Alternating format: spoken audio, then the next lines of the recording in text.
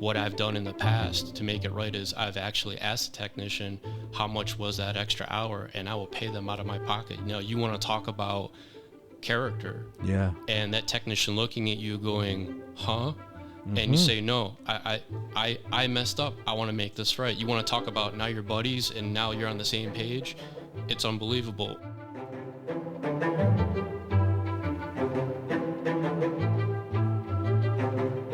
I'm sitting here with a new friend of mine in the podcast realm, Mr. Michael Doherty. Good morning. Good morning. Thanks for having me. Thank you. So this is our first time meeting, you and I. Yes, sir. And you know Lucas.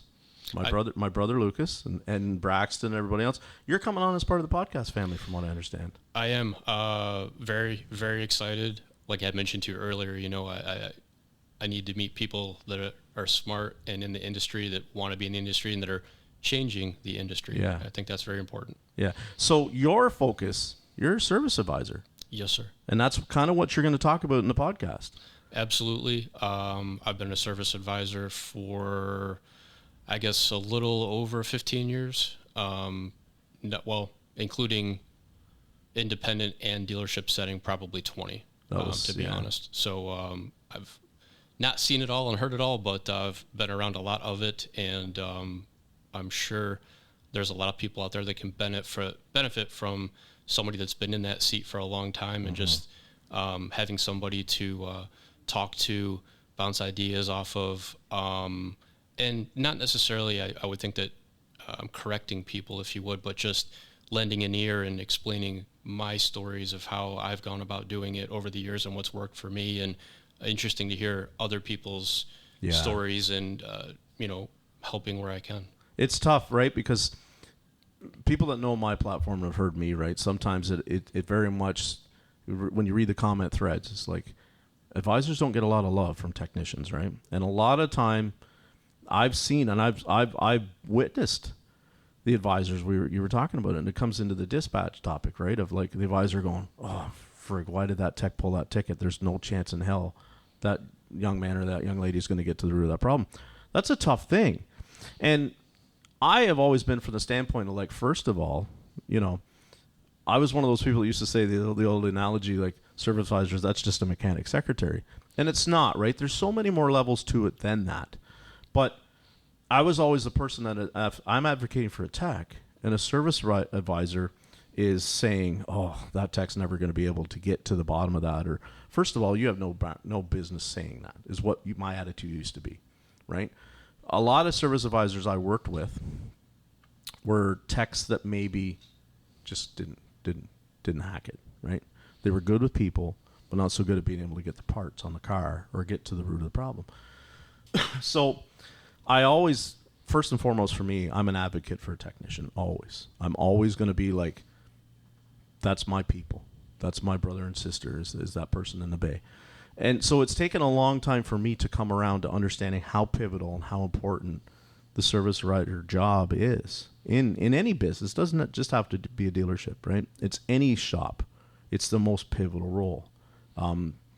They're not appreciated enough. They're not compensated well, a lot of them.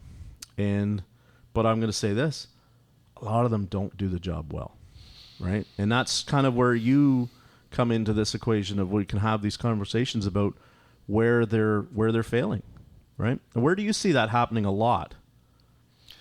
I would probably say I see the failing a lot in lack of self-confidence. Yeah. And that mostly I feel is a derivative of how they're treated at the shop by technicians or other, and keeping in mind we're working with and dealing with clients, and we're also working with and dealing with coworkers. Mm-hmm. So it's a unique mix of, kind of mediation, if you would. Yeah. And one of the things I was mentioning to you earlier was, from a level of understanding and trying to help with workflow, work mix, trying to figure out which jobs are going to be best suited for the technician that is going to be able to pull through and do that job in an efficient time frame and not have to worry about it. Did this go to the wrong tech? Is having your service advisor doing dispatch. Yeah. It takes a load off the back of the shop, and it actually grows a better connection between the technicians and the service advisor.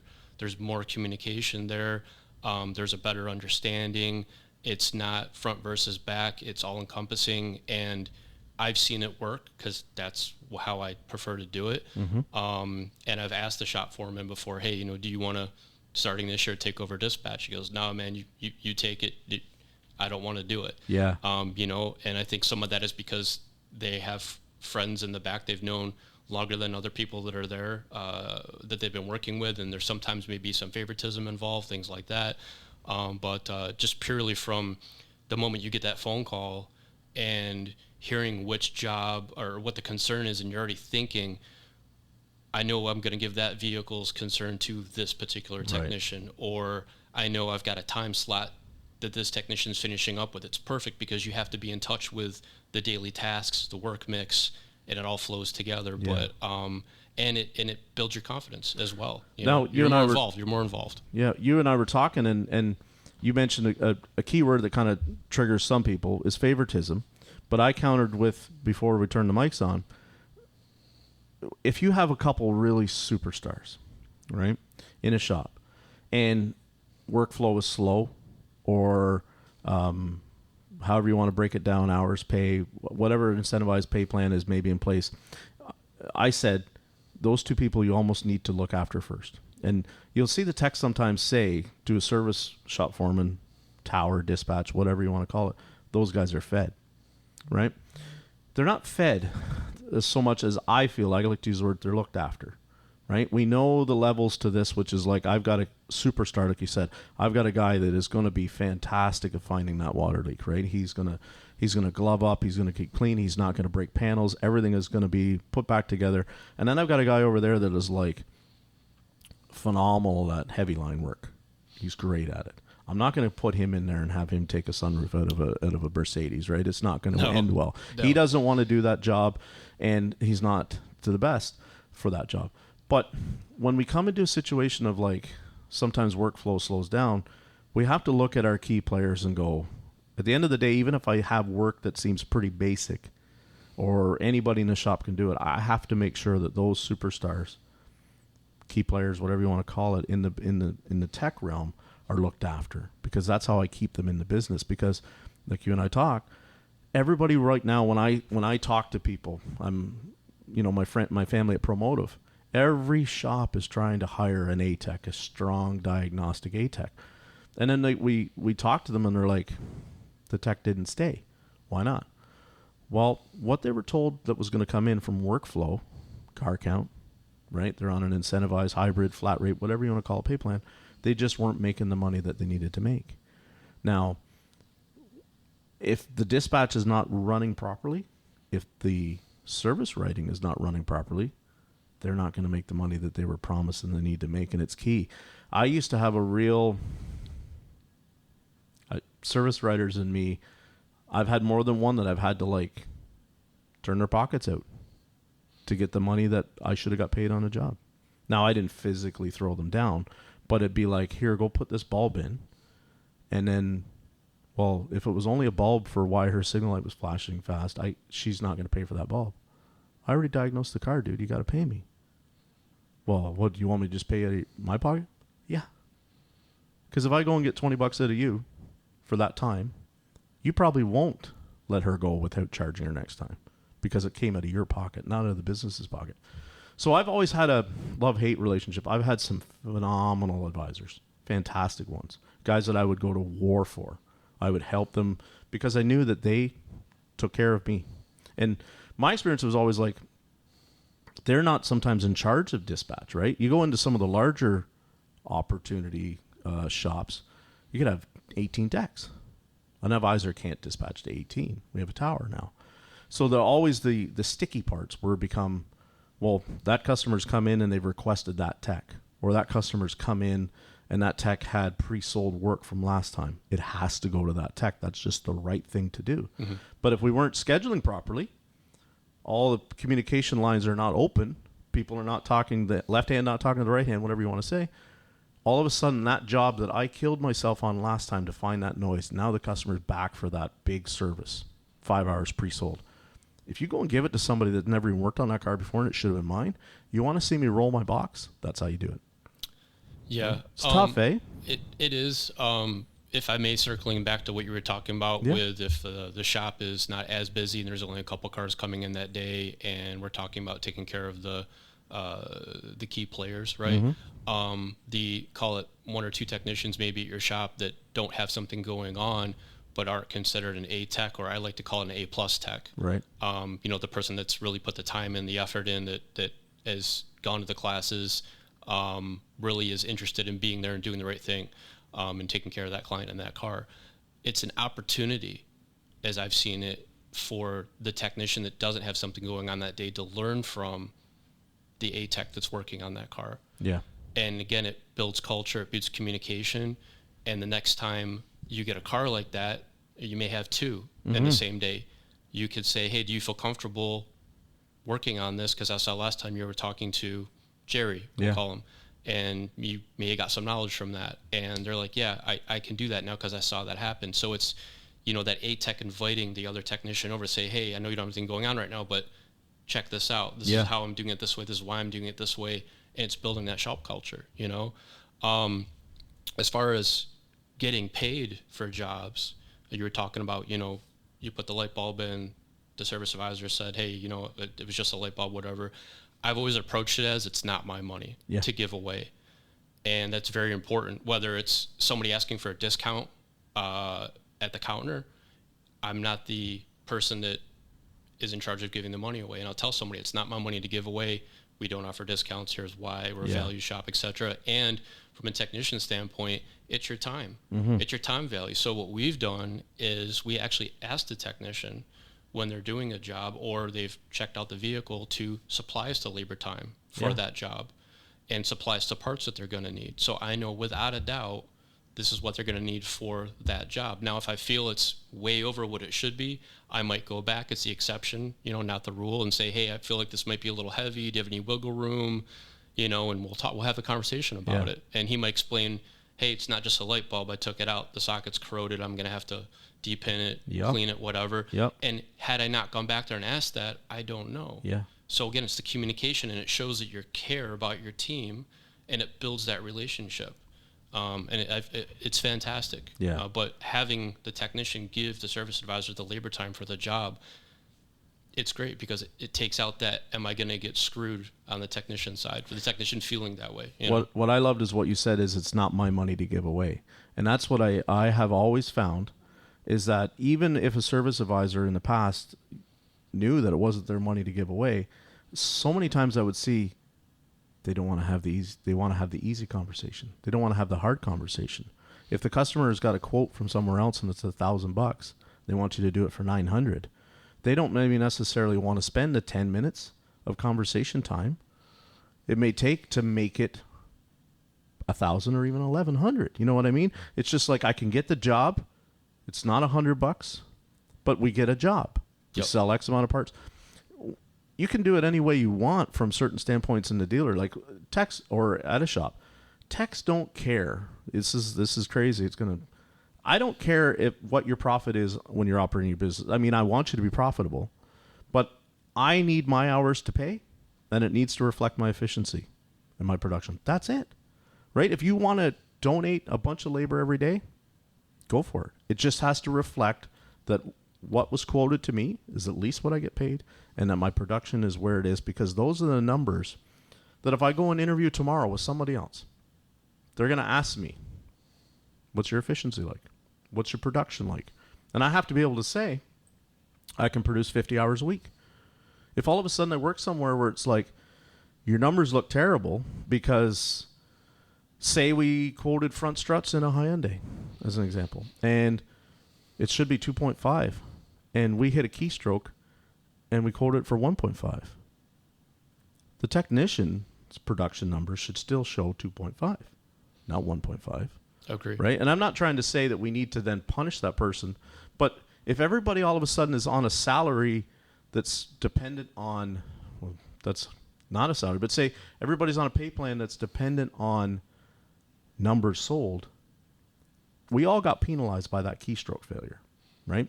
But too many times in the shop, it's just that stuff happens. The technician can tell you That hour that keystroke cost you, I can tell you to the penny what it cost me, right? In the business-wise, once it's all shared off this collective pot, it didn't really cost you as much, maybe hypothetically.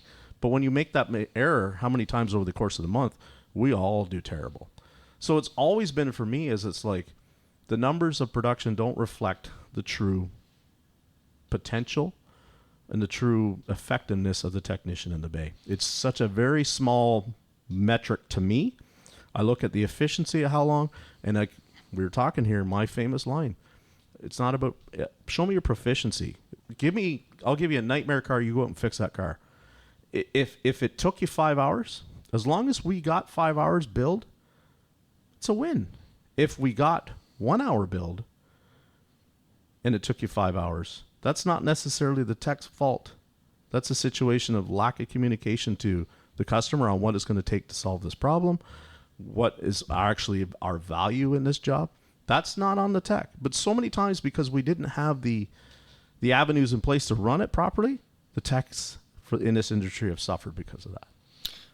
It's funny that you mentioned the keystroke flop, if you would. That should have been 2.5, but it turned out it was 1.5. I have had that happen a couple times in my career. It was earlier in my career, and it ate away at me. Yeah, it ate away at me because I felt like I let my team down. So, and I wouldn't realize it until the job's almost done. I'm not going to call the client back and say, hey, I messed up and you need to pay another XYZ. What I've done in the past to make it right is I've actually asked the technician how much was that extra hour, and I will pay them out of my pocket. You want to talk about character. Yeah. And that technician looking at you going, huh? Mm-hmm. And you say, no, I messed up. I want to make this right. You want to talk about now you're buddies and now you're on the same page. It's unbelievable. Or, hey, I messed this up. It's on me. Can I buy your lunch tomorrow? Yeah. Right. It's acknowledging that a mistake was made, but it's how you react. Yes. And not just throwing it under the bus like, it was just an hour. He's going to have 50 this week. It'll be fine. He's not worried about the 50. He's worried about that one that you just passed off is not a problem. Yeah, we're not interested in the excuses of why it happens. And that's too many times. An advisor I saw, it's like, well, listen, I got 20 cars to handle. Again, from the technician standpoint, I got a lot going on in the back too, right? I got a deadline to meet. I got this bolt's fighting me, right? Yep. This wiring harness is fighting me. It's all fighting. We're all fighting battles. Your little key flub, we're not trying to hold you to a level of perfection, but at the end of it all, it costs a lot, right? There's controllable variables. That's a controllable variable. Sometimes the bolt just was going to break no matter what you do. That's an uncontrollable variable. The technician's job is to keep as many of the variables in control as it is for you. And that says a lot about a person's character. We're not necessarily saying you owe me $50, right? I mean, in a nutshell, yes, you kind of do. Absolutely. But if you make an effort to say, I really know that I messed up and I'd like to do whatever I can. That's where for so long it was just like, and it works. The old joke is I'll get you on the next one. A lot of us have worked where it was like we would take that and run with it as trust because I knew I go into the fire for him. He will get me on the next one eventually. But where that can be contrived and manipulated against both sides is when they don't allow that to happen. That's the very organic relationship sometimes happens between a technician and an advisor, is that can happen and it works and it's flow and all that kind of, it's good. But if you get to be too big where you can't look after that person or nobody's watching and they're just going, I don't know what happened there. He just had an off week. He didn't have an off week. There was all kinds of things out of that control, and look at what it did. He normally turns 60. He turned 35. How do you think he goes home at the end of the week feeling? He feels this big. To the business, he doesn't, or she, looks like there's the train's going off the track. And everybody's asking, what happened? What happened? Well, a lot of things happened. But in too many shops, the advisor has always been, the customers love that advisor. I can't do anything about it. I just have to accept that sometimes they hit the wrong key. Sometimes, they forget to order the part. Sometimes they order the right side instead of the left, whatever. At the end of the day, we have to hold everybody accountable and go, that cost big in the back. We had to wait now. The car had to get back together and pushed out because we ordered the wrong parts. It's just an example. And everybody kind of looks at it and goes, why are technicians so militant towards some advisors? Because a lot of places, an advisor just collects a paycheck, right? They're just... I hope not. Well, but I hope they earn it, but I hear but what you you're understand saying. what I mean, right? Yes. It's not so much their paycheck is reflective upon how many hours are sold. They can kind of work a salary. Maybe there's a bonus, but I could show you dozens of technicians, dozens of advisors I work for that it was like they were in such a dump that they didn't rely on a bonus because they knew it was like a dangling carrot. We're never going to get there. So I'm going to show up and they're going to pay me X amount per hour, and I'm going to be here 6 days a week. And at the end of the week, I'm going to go home with this much money. And if I have a couple really good jobs, maybe it rolls up on that. That technician, if all of a sudden there's no work coming in, there's no pay going out to them. So that's why it's always been a divide sometimes between the technician and advisors, because they look at advisor and go, well, you're still getting paid something, bro. I have seen both sides of it. The one that I personally like on the advisor side is there's a base salary, and then there's bonus tied to it every week. So if the sales goal is X, if the advisor hits that, and it's tiered in different brackets, but it's tangible, it's reachable. It's not the carrot on a stick. Because if you do the carrot on a stick, month 1, okay, maybe it was just an off month. Month 2, month 3, month 4, you're right. You fall into that mindset of it's just unrealistic. It's not going to happen. Why am I pushing for more? Why am I pushing for better? So that's a failure on the pay plan side, and that has to be fixed. I mean, I get it. We're there to make money. We're there to take care of our families. But if we look at it individually, it doesn't work. You have to look at, I'm taking care of my team. That's the excitement for me, is coming in the morning. Like, I'm glad there's not a lot of police on the roads where I work, because I'm in a hurry to get to work. I'm in a hurry to get to work, to check the emails, to check the voicemails. What's the opportunities for that day that I know can help my team? So let's back up a little bit and tell me, because my podcast is a lot about, I'm just telling stories, right? You're going to tell me your story. I'm going to always give people little snippets of mine back and forth. How did you get to where this is what you chose as a career? Because, like, I love fixing cars. I hate talking to people about what is wrong with their car. There's certain actions that trigger me. How did you find yourself doing this, Michael? I started working at a dealership in Raleigh. At the time, it was an Audi Porsche dealer. And I was doing detailing. I was doing a porter, dropping off cars, picking up cars. And I'd always find myself around the front end area waiting for the service advisor to give me a key to a car that needed to be cleaned, or could you shuttle Mr. or Mrs. So-and-so down the street or whatever. Yeah. And while I'm sitting back waiting for those, next jobs, just hearing some of the conversation. And I've always been a people person. Right. So just kind of being around it and being in the industry for so long. And then there was an opportunity. Well, it was kind of a forced opportunity, but I was up at the front desk one day. There was a lady, her name was Connie, and Connie was going over the board, and everything was handwritten, customer, your make, model, phone number, what's being done to it. And I'm up front, and Connie's going over the board with me. And I looked at her and I said, why are you showing me all this stuff? And she goes, that's it. I'm done. I'm out of here. You can have it. And literally walked out. Call it thrown into the deep end with no lifeguard on duty. Right, yeah. And then the service manager at that time kind of came over and he goes, what's going on? I said, Connie left. And he goes, showed me all these things. And he goes, well, do you want to give it a shot? And I said, yeah, that'd be cool. And just kind of jumped into the role. And I did it myself off and on for about 30, 60 days.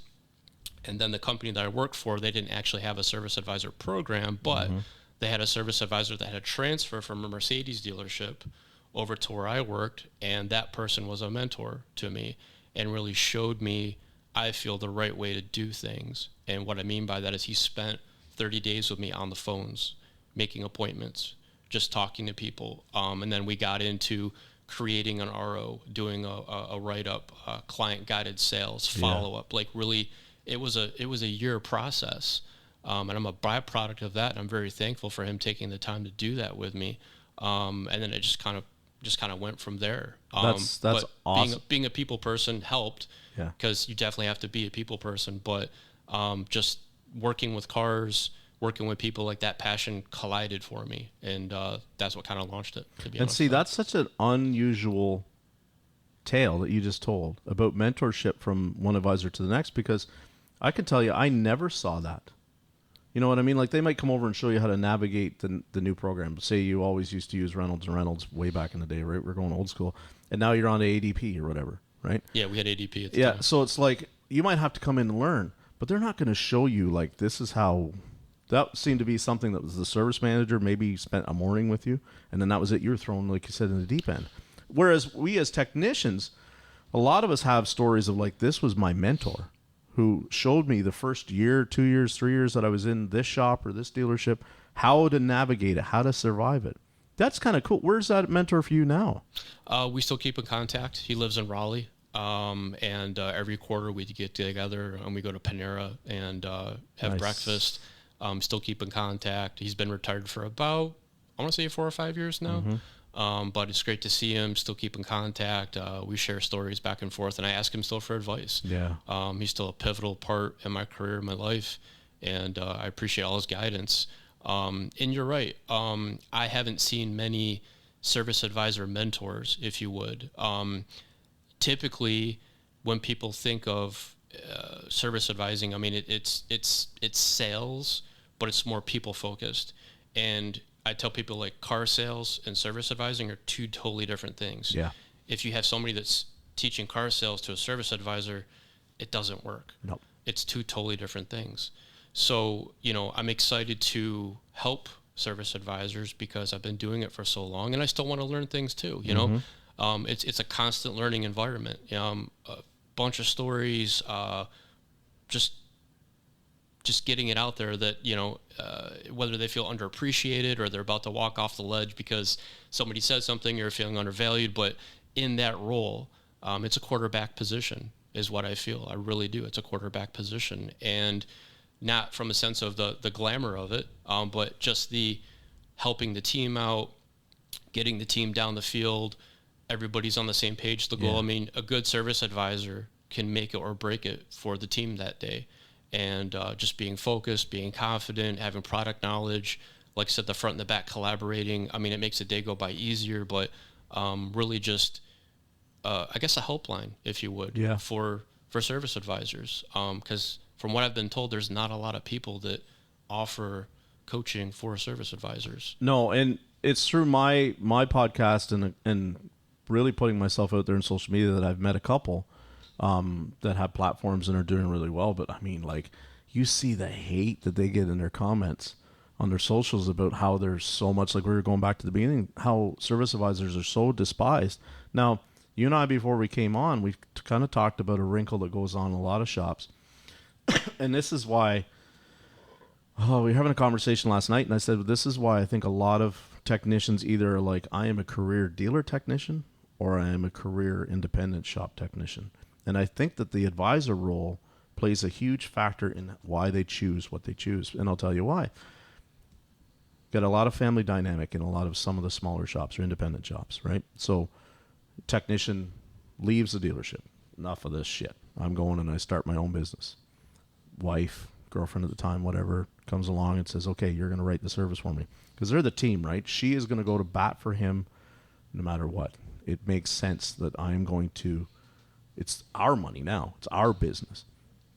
Well, problem being is if that person is weak in selling, is emotionally connected at a very high level to everybody that comes in, it can be a real liability financial wise in the business, right? And this is so when I talk to a lot of technicians about where this comes from, the hate on service advisors seems to come from two places. I was either a flat rate tech that had my hours shaved constantly by advisors that just wanted to get a sale and not get all the labor, but at least they got some because they get their commission. Or I went and worked in a shop where everything that I went and touched, couldn't sell it, or it didn't sell for the value that it should have sold, because they know this person's going through this hard time, that person's going through that hard time. Like I can't hold Mrs. Smith's car at $1,800 to fix her transmission. Mrs. Smith's mother's in elderly care and all this kind of stuff. Can we do the transmission for $1,000? No. It doesn't matter. You can feel for Mrs. Smith, but it shouldn't change what the bill has to be. Yeah, having empathy, but understanding it's still a business and has to function as a business. Yeah, and that's where, man, my hat's off to a good advisor. My hat's off to them, because, like, and I'll tell you, I'm in that dynamic where it's a family shop, and I'm not trying to say that my people that I work for are doing anything wrong. I love them. They're great. They're killing it. But I see it as an obstacle sometimes from where that next level that we could get to is too much of the empathy, too much of the emotional discounting. And I, as smart as I am, I don't know what the solution is for it. I really don't. We talked about it, Lucas and I have said, and sometimes Lucas is like, do you know how many shops that we walked in when we did the mastermind group and they said that, okay, you really should just have her stay home because she's costing you X amount of dollars at the end of the month on what didn't get sold. That's a hard, bitter pill to swallow for some people. But you have to put, at the end of the day, what is the best for the business? So, it's tough, man. It really is. My heart breaks for people that are struggling that way. And we see it. We see a lot of the independent shops when we talk to, and I know Lucas has been in a pile of them, and it's like, there's the liability right there. How do you have that tough conversation? So is that particular person that you're talking about actively involved their day-to-day? Yes. Okay. And they're technically filling a service advisor role, and there isn't another service advisor? So, yeah, we have kind of 3 people at my shop that will fill a service advisor role that will necessarily process the DVI, build the estimate. Now, when I say build the estimate, look up we may source the parts for them. We may write down the labor time, but it's ultimately they then table that work order, that repair order, that estimate, whatever you want to call it, to the customer via phone call. Most of the time we're trying to get more people on text and emails. A lot of time what happens is, I'll look at a job and go, this thing's really rusted. I know the book is 2.6. It should really be done at 3, because I know that bolt is going to take a little bit of extra time to get out because I'm going to have to heat it. That next bolt to it, I'm going to have to heat it. We'll look at the job when the work order comes back, and oftentimes it's in at the book time or even less. Does that particular individual understand or have a product knowledge of what's going on, or do they have to be explained? They're very much not a technician. Okay. So it's but at the end of the day, we can say this is why this needs extra time. Okay. It's not in their character to add. And there is somebody else that can do the writing of the tickets better? We just hired a new person. Okay. He seems to be doing well. Okay. Automotive is not necessarily his background either. Okay. He worked in a lawn equipment repair center right next door to us. So he's familiar with customers he's good at building the work order. Okay. Tabling the work order to the customer. Okay. But it's a situation of he is very high stress. He's very keyed up. He's enthusiastic. I think he's on a commission-based pay now, so he's I want to say yes to the customer. I want to not have the hard conversations. They handed me a ticket at 3 o'clock in the afternoon. That's a 6.5-hour ticket. We close at 6, and he's asking me, now, maybe he was only kidding, but he asked me, will this be done end of day? And I kind of looked at him, and it was no. Right? And then, but what that triggers me is it triggers me into a mindset of how I'm now rushing through this job.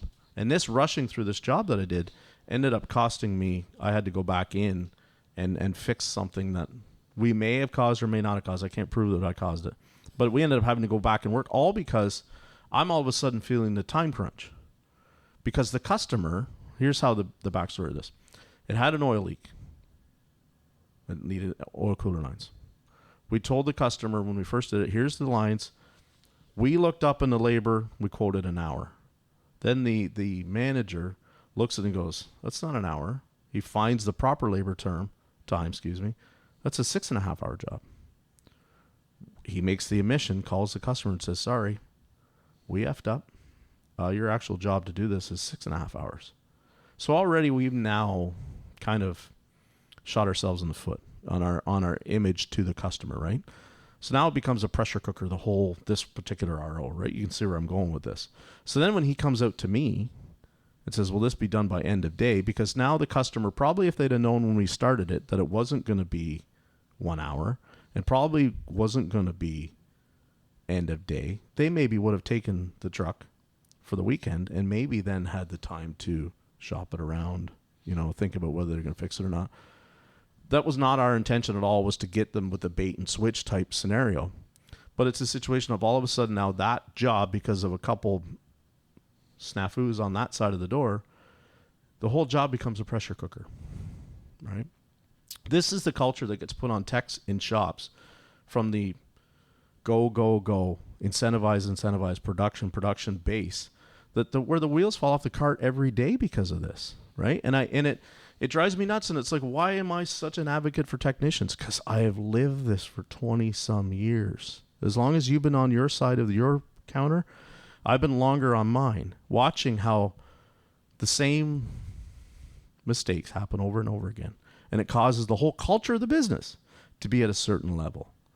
And that's what really tears me up, because it's like, I know my people come to work every day and love the people that they work with, and they love what they do, and they want to do well, but they don't necessarily always are given the tooling or the time or the leadership to be able to see it through. And so what I hate is when people look at it and they go, techs just want to add more time because they want to make more money. No. Techs want to add more time because they want their production to show what you want it to look like. 100% minimum. Covering their time. And of course, technicians want to see jobs be profitable, right? But all of a sudden, it's like, you're just trying to rip that customer off. That's the feedback that a lot of even owners still give to a technician when they're in an incentivized role. Say, you just want to rip the customer off. You know how hard that is to swallow, to be told? Because already in the industry, we're all thought of a lot of people come in, right? You've dealt with it. They think you're just ripping them off. And now we have a faction within the business that's telling the people out back, I think you're trying to rip our customers off. It doesn't work. Yeah, I mean, when someone calls, if they're obviously not a client that's been in before, we'll ask them, how they heard of us, or what's the marketing source? Was it Google? Was it word of mouth? Whatever. And then usually a second question I have is, well, just if I may, where have you been going? And they'll open up and they'll tell you about the bad experience they had, and you lock that into your head that was the reason they left that shop. And can I guarantee that won't happen at the shop I'm at? Mm-hmm. And automatically it breaks down the wall of and you can say, again, the empathy part of it, I'm sorry that you had that experience, or I'm sorry that they didn't take care of you. We don't work like that. Here's how we work. Invite them to come by the shop and check it out if they're skeptical. Walk them in the shop, show them the shop. I've brought some people in the back before, and there's a car that's torn apart, or maybe one bay looks like Pigpen, but they're still kind of getting a vibe of, how many people are invited to come to a shop to check it out. They're inviting me in. That's important. But back to what you were saying about the person that's kind of giving stuff away, and then the other person that may not be not evolved enough, but confident enough in explaining it or whatever. The person that you're talking about that kind of gives it away, or really talking with the customers, what type of marketing do you guys do? Is it outsourced? Is it insourced? Does that person do anything? Because it sounds like that person's a real people person. Oh, huge! They're very people. Okay. Very people. Okay. Most of our marketing is just Facebook. Okay. We're a small town community, so it's like Yep. We're known. Yep. We have a good reputation of being like, when people will ask, for instance, in a community group, Yep. what shop should I take my car to? Yep. Go see this shop. They treat you fair. Yep. That's all good reputation. Yep. We have a reputation for being able to fix some pretty good diagnostic problems. Yeah. It's a good thing to have. But the problem being is sometimes is that it's like marketing. You can do marketing two ways. You can do marketing at your expense of, I had 3 hours into it. I told them it would only be an hour. It was only an hour. And then that rinse, wash, and repeat. It happens over and over again. That's part of your marketing because your reputation goes around that they really took care of me. They stood by what they said. That's all good things. And then the other reputation can be, man, they're expensive. They wanted $300 just to look at the car to tell me what my diagnostic problem was going on. Don't take it to them. They're just trying to rip you off. See, this is the marketing thing that is like, I keep saying, techs that have their labor shaved are paying for the marketing of a lot of shops. And the owners go, what are you talking about? Think about it, right? If they came to you with an estimate for $1,000 and you did it for $900, everybody suffered at that work order. Everybody lost. But it was a technician who hours directly reflect, labor hours. They're the ones that lost the biggest. And that's so the technicians are very responsible for the marketing. Marketing and me, it's important. But I could show you a successful shop, and I mean successful.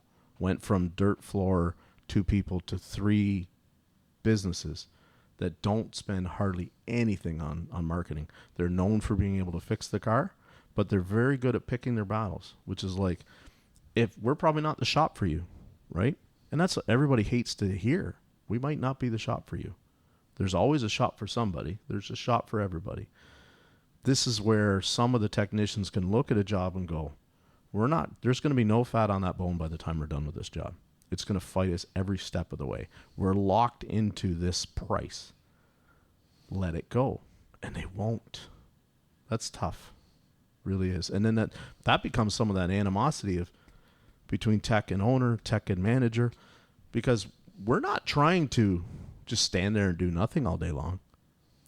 But we're also keyed into, you want us to be efficient. You want us to produce. It looks poorly if it takes me 16 hours to do an 8-hour transmission job. Looks poorly on me. Even though I could document everything that's like why it took, still looks poorly if we only charge the 8, right? If we sell properly to the customer, we justify the extra time.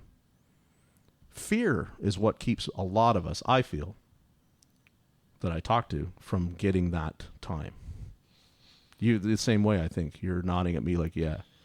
Definitely. And the reason I was asking about the marketing part of it, and I can't promise, obviously, that's going to be a solution for you guys, but it sounds like a very similar situation that I've had at a shop that I work for.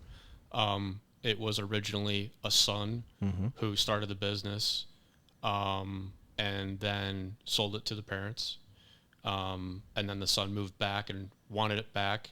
Right. They wouldn't sell it back to him, and he started a second shop down the street. And it just was a very awkward situation. Yeah, it would be. But when things are going well, we're going well, one of the owners would come in and hang out at the front counter and talk to people and take phone calls and, I wouldn't say give stuff away, but sometimes, yes, stuff slips through the cracks and, Yep. oh, well, I know so-and-so, we can give her a family discount, or we can get, whatever. So what we did was we took that, and I'm not going to say it was a negative, but we took that negative and turned it into a positive.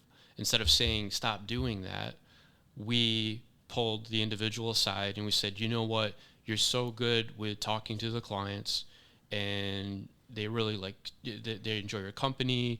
You're in the customer lounge with them. Maybe you show them how to use the remote or making a coffee for them. Yep.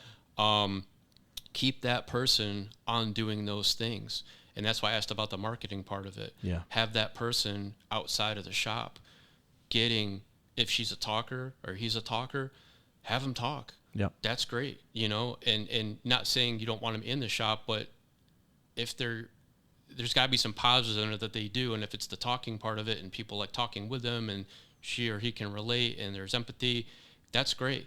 Have them shuttle people down the street, Yeah. have them greet people, have them do customer follow-ups after the car is gone, give them more of a tailored client concierge role, and get them out of the service advisor position where they're not actually speaking with and dealing with the money part of it and the sales portion. Huge. But just, again, they're involved and we like what you're doing, you're great at it, and they are. You just got to get them to see that and move them aside to that role, and that opens up the lane. Then you have the conversation with the other service advisor. Hey, X or he or she's going to be doing this.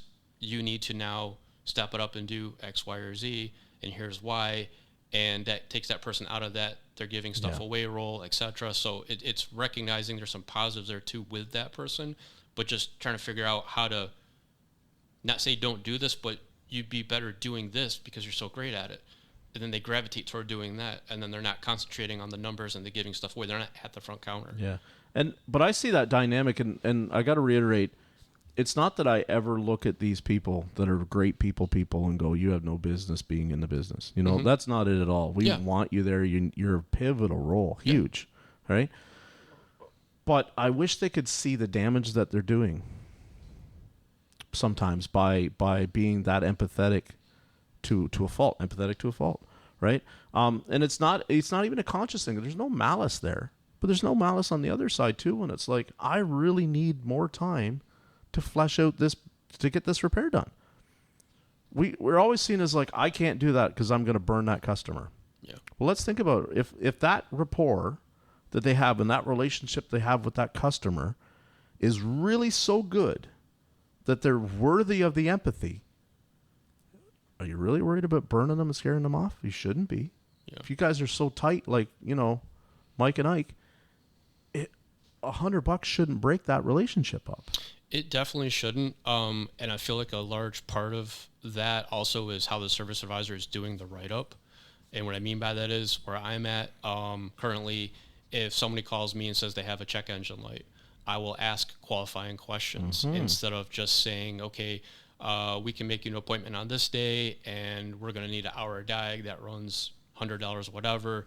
We'll see you on this date. Right. And then the car comes in, you give it back to the technician, and it's a check engine light. Okay, there's still a lot of question boxes there. Yeah. You know, so questions I may ask the client as qualifying is, how long has the light been on for? Yes. Has the vehicle been running or acting any differently since the light has been on? Have you had any work done to the car recently? Have you changed any parts? And if so, what did you replace? Yeah. And getting that information makes it more efficient for your technician also in the diagnostic process, but it also opens up the conversation for me and the client to say, okay, we're going to start with a level 1. That's going to be X, and it is possible that additional time may be needed. If so, we will quote you at that time when we're done with the level 1. So, and most of the time it doesn't happen, but the times that it does, they're not surprised that I'm calling back with, hey, this is what we've done in this block of time. We feel we need an extra half hour or maybe another hour. Here's why, versus they're just trying to get money from me. Yeah. They were preemptively made aware based, and it's circumstantial. You know, like you said, if you've got the car that's been to 3 different shops and nobody can fix it, and you've got the guy, you know, you're smiling through the phone, I can fix that. We can fix that. I've got the guy, but we got to start with a level 2, and here's why, you know, and get all that information, and then you call them, tell them what you found, here's what's going to take to fix it, and you know that's what it's going to be. I mean, everybody's happy, but having that preemptive questions asked and the opening for there may be additional time needed, you know, because you're not feeling, oh man, I got to call Mrs. Jones back and let her know it's going to be under $50 and she might not take that well. No, Mrs. Jones should already be made aware that it's possible. Yes. That there might be some additional time. And you're going to get a second phone call, even if it's only an update or it's an update with an authorization request on it for more. I fight that struggle a lot because it's like, as a really strong diagnostic tech like I am, so much of how I approach the car, part of my process is knowing as much information as possible, right? Now, background at the dealership for me, we're relying a lot on pattern failure. I had a known good sitting right next to me, right? In the next bay over was another Caravan that was, if I had a memory lapse, what does it feel like at whatever speed to drive that when the tranny shifts? I could go get in that van and drive it. I see technicians all the time, and they are struggling now because it's like the customer makes an appointment, you get dispatched a car, and it says check engine light on. I may scan that car, and there's 3 codes in that car. One's going to be an evap code. One's going to be a misfire code. One's a catalyst efficiency fault. The misfire is probably the one that brought the customer in because it's now got a symptom related to that. Evap faults, when they go, they don't normally make the car run different. It's just it's your gas cap, right? Catalyst efficiency failure doesn't normally make a car run wrong. Just turns the light on. So the customer's there to address the misfire. But when I go to them and I say, okay, how do we break this down? Because I have 3 codes. They go, what do you mean, how do you break this down? Like, just the customer wants the light off. To me, there's 3 different things happening with this car. Minimum 3. What is the customer's end game? What's the goal? They want the car to not misfire anymore. Cool story. Okay, now we need to make sure that the customer is aware. I'm going to address the misfire. The car will likely come back for an evap fault. The car will likely come back for a catalyst efficiency fault. We're just going to fix the symptom that has got them concerned. Great. Trying to get advisors to even to be able to explain this to the customer is really hard. And then I go, how long has the light been on? I don't know. I didn't ask. Did they have any work done? I don't know. I didn't ask. They've never been here before. How do they know? Like, we'll see it. Customer has an oxygen sensor code. How do they know they have an oxygen? They have a code reader. Okay. Have they been clearing the codes? How long has the code been popping up? These are questions all the time that technicians, I find, when we're dealing with people that need a little bit more training as service advisor, they're not asking the qualifying questions. It's not because the technician is lazy and wants to do as little as work as possible. It's part of our process to know, how do I approach this car? Like, I need questions like... It's transfer of information. Yes. It's transfer of information on both sides. What? It's getting it when you're making the appointment. It's a technician relaying it to the service advisor, and the service advisor, if he or she does not know, rather than guessing or not giving the right information, saying, excuse me, technician, here's what I'm reading. Is this correct before I call the client? Yeah. And everybody's on the same page. But yeah, I mean, it's transfer of information. I have customers come in and it's like, check engine light is on. Cool. And then it's like the ABS light's also on. And that's written in hand letter, right? The printed work order, the appointment made, check engine light diagnostic. Get into the car, check engine lights on and ABS. Still one labor line. How do we break this up? Do they want them? Well, they'd like both lights fixed. Cool. All right. That's doable. Where do I spend my time priority-wise on those 2 lights? That's the problem that a lot of technicians have, is because it's like, I know that really, realistically, it's probably, I need about an hour per complaint. But they don't want to give that. I've had that situation many a time. One thing that I like to do is ask people, again, as part of the qualifying questions, and sometimes we get online appointment requests, and it says check engine light on, traction control light on, tire pressure light on. So for the tire pressure warning, I'm always asking, which color is it, yellow or red? Yeah. And for the check engine light and the, call it traction control light, I will ask as part of the question, did these lights come on simultaneously? If no, which one came on first? How long has it been on for? I mean, we're building a storyline not only for the technician, but the customer to understand that they're not related. Yes. And we'll quote a level 1 for the check engine light and a level 1 for the traction control light, and let them know in our process, if we find out that they are related, then we will do the right thing and we'll just charge you for the level 1. Yeah. But we have to start with, they are separate systems, and until that's identified as they're related or not, you have to be prepared to invest the money into checking out your car. You've seen it. There are cars that when the check engine light comes on, it will throw an ABS code. Yep. I think of Toyota did that for years. Yep. VSC, DSC, check engine light, I got all these warnings on, and I'm like, oh, okay. I've seen charging faults on Toyota turn the check engine light on. Really? Or not check engine, it might have been ABS, something like that. I've seen when they start to derate because of charging, that warning light comes on. That's all something that if I know that it's common to that car, and to say there's 2 lines written, any good technician is going to go out there and go, yeah, you don't have to worry about that second one. 99% of the time it's going to be this. We're going to scan it. We're going to have our pre-scan. It's going to come up. It's going to be documented. It's going to show that it is only there because of that. And then we roll on through just the diagnostic of the check engine light. When you bring it into me and it's like the customer, you're trying to give them, it's like they're trying to get a 2-for-1, on an ABS. It drives me crazy because we're devaluing it, right? And I don't know what's the customer? ABS is safety. Check engine light is check engine light. It can be serious. It can also be just an EVAP fault. Yeah. Nobody's going to fix it. Does the customer concerned about the ABS light and just curious about the check engine light? True, and also that's where I think asking the right questions, the qualifying questions come in, because I've had people before say, the check engine light, I'll say, how long has it been on for? It just came on this morning, and they sound panicked, and they want to get it in as soon as possible. That tells me that's somebody that really wants to get their car looked at. They're concerned and they want to get in as soon as possible. And I've had the off swing where I say, how long's your check engine light been on for?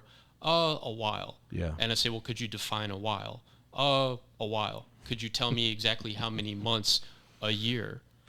Wow. Okay, so that tells me that you're likely just trying to get it cleared for a state inspection. Right. It's not as important to you. Now, does that mean I'm not going to give you the same level of service? No. It just kind of tells me that that's probably going to have a bunch of faults.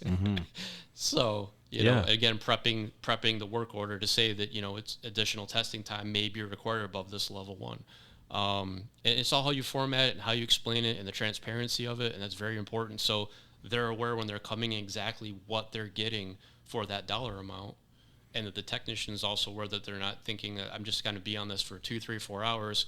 And one thing I found too is if we have a car that's back in the shop, and we constantly remind our technicians, not because we think they don't listen to us, but because it's important and we value their time, is, set your timer for 40 minutes.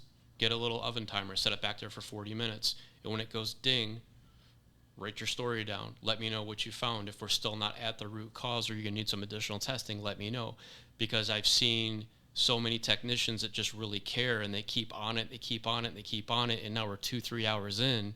And at that point, I'm not able to call the client and let them know that they've got to pay for extra testing time. Yeah.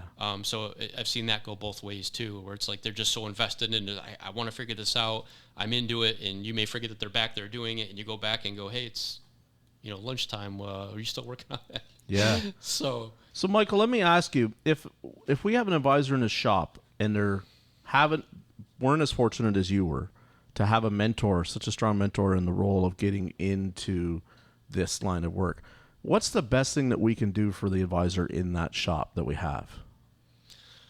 I would say pair them with somebody who has had experience and that is relatable, and that they could run situations by, have a phone conversation or maybe a video conversation, or just I had this client that I thought I did everything right, and he still was. We take things too personally. Yes. And early in the game, man, I lost hair. Yeah. I was so stressed out, and I'm like, I'm being as nice as I can. This person is just down my throat.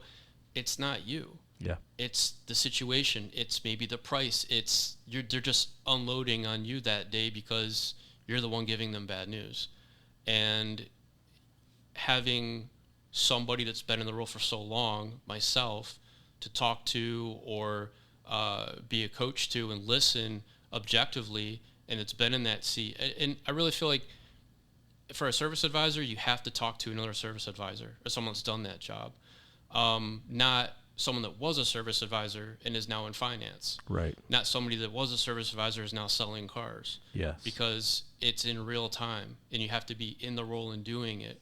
Kind of like football, they have a defensive coordinator, they have a offensive coordinator, they have special teams coordinator. Those people specialize in those roles in particular because that's what they're great at doing. Yeah. So you want to pair yourself somebody that is in that role actively or has done it for a while to get the best information and work together to find a solution. You know?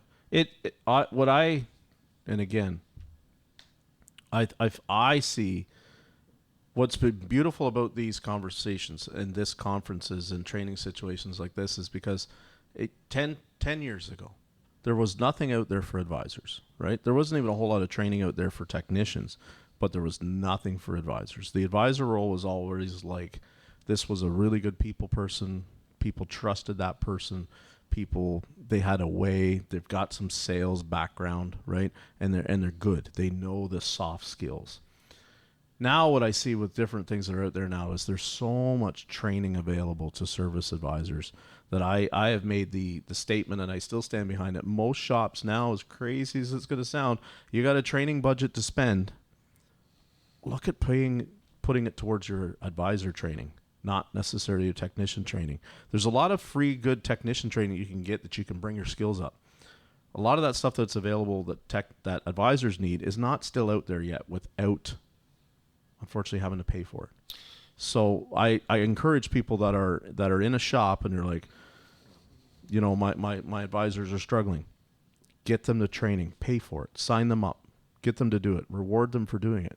Because it's the back, there's always somebody in the back normally, we can get through it, we can fix the car. But if you're constantly devaluing because you don't have the training that you need on the front counter, that's just a sinking ship in the back then. It doesn't matter what they do, right? They can't bail the water out fast enough for that analogy. You understand what I mean? I do. That is very true. I recently saw a video from a company that's called Shop Marketing Pros, and very great company. I actually had I was fortunate to work for Kim and Brian back in the day as a service advisor when they had their shop in Apex, North Carolina. And having phone skills is very important because they're a marketing company. And it was very cool video that Brian did not too long, I think maybe a day or two ago. He said, I may be paraphrasing, but he was basically saying that you could have all the marketing, but unless you've got somebody that's getting those clients in the door, turning over the phone calls, getting them through the door, it's worthless, you know, and the phone is really a make it or break it. You know, I've mentioned in the past smiling through the phone, right? You know, thank you for calling. How you doing today? I can help you. Versus, hey, thanks for calling. How can I help you out? Yep. And, you know, telling somebody, you know, you've called the right shop. We've got the best technicians in town. We have the best warranty. We have loaner cars, or we can get you a shuttle. Building instant value, you know, and customer service since COVID occurred just took a nosedive. Yes. So many people just got so flatlined and I don't care and whatever, and it kind of went through a bunch of industries. But this industry is a people industry, and I'm very excited with working with you and Lucas and Braxton, and Chris Cotton, coach, and again changing the industry, you know, and getting it back to where it should be. Very excited about that. But again, for a service advisor, find somebody that you can relate to, and if you don't have somebody there, give us a call, drop us a line. We're here to help. And that's what it's about. It's helping, showing that it you know, I've been in both sides of it where you come in and you can have the greatest day, and then the very next day you get one, we'll call it problem, and it just feeds on you. And you know, but there is a solution. There's a solution, and talking about it helps as well. And when you're in a shop and there's 4 or 5 technicians in the back and there's 1 or 2 service advisors up front, or maybe 1, you kind of feel alone. You know, so it's working through it together, finding solutions, but just super excited to be here at the conference. And it's a life-changing event, isn't it? Yeah, absolutely. It really is. And absolutely. I told my wife last night, I said, I feel like a kid before Christmas. I really did. I said, I feel like a kid before Christmas. I said, I said, I think I went to bed at 11 o'clock last night. I woke up at like 4, and, you know, I'm looking around for like the Christmas tree, metaphorically, like I was just ready to go. Yeah. You know, ready to go. I'm sitting in the parking lot this morning at 7:30 a.m. I'm watching people filter into the building, just people watching, just seeing who's coming in. Some familiar faces, some not, but it's exciting. It's exciting. I tell everybody the biggest thing that I've noticed in the last year of what I've watched, actually the last 2 years of what's going on in this industry, it's like you said, after COVID, is a lot of fear. There's a lot of fear in how, like, and there's a lot of pressure. We're all trying to come back from something, right? From COVID. It sucked financially, right? But there's a fear factor. Joe Rogan. Where it's like, Is that the chocolate dip spiders? Yeah, I'm Okay. scared. I'm scared to do this, and I'm scared to do that. Right. What we have to remember in this industry is like the scariest thing is to look back in hindsight and see the solution to the problem, and never have taken it. Well, that, and I think the scariest thing is not making changes. Yeah. You know, expecting a different result, but you're doing the same thing over and it's over again. It's not going to happen. That's insanity. Yeah. You know, and I get it. There's some old school methods that still apply, right? But there's so much, if you're open to the learning process, and I totally understand when I get ready to launch the podcast, the Service Advisor podcast, I'm going to get people that are going to be pulled toward me, and I'm going to get people that are going to be critics, or people that think I don't need to listen to this, I already know everything. That's fine. It's not for everybody, right? I get that. But the people that I would think are the other, which are the I'm not going to get anything out of this, or that person doesn't know what they're talking about, at one point in time, they were the person that did care, and something's happened in their situation that made them either not care or build up a brick wall and think that they're just there for a paycheck and that's all it is. It's not. It's so cool to do it a certain way and take care of your family and take care of your coworkers, and it exists, and it can exist, and it does exist. Maybe you're at the wrong shop. Maybe you're not with the right company. But we can help. Yeah.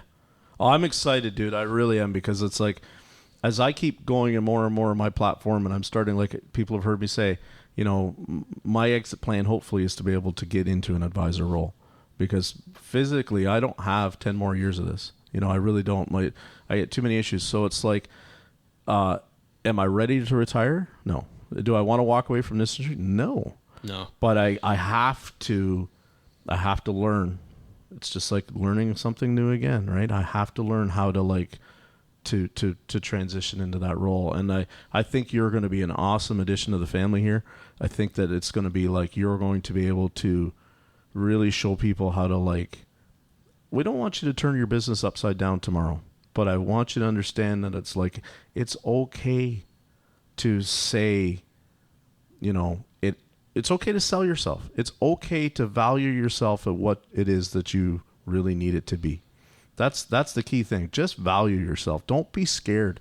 Be confident. I tell everybody that I've ever probably employed, or I've tried to hope that they would employ me. I'm the best tech you've ever seen. Am I? No. But I am pretty good, right? So it's a situation of, it's like, I don't exactly say, but I go in there knowing that it's like, I'm going to come in here and I'm going to impress these people. When we have a person at the counter or on the phone, it has to be the same thing. It's not just sales. You have to show the love that you have for what you're doing in your business. You have to share that with them. You have to show them, this is why we cost more. This is why my door rate is higher than theirs, is because my technicians are training every month. We have more tooling than the next closest competitor even thought of having. This is why. If we don't have that in our brain every day, that I'm better than my competition, then we don't portray it. And I hate the idea, that I don't even like to think that there's competition, because the other shop down the road, I don't really care what he's doing. He's not my competition, right? I'd like to have a good working relationship with everybody, but he's not my competition. I'm doing what I do. I have my customers.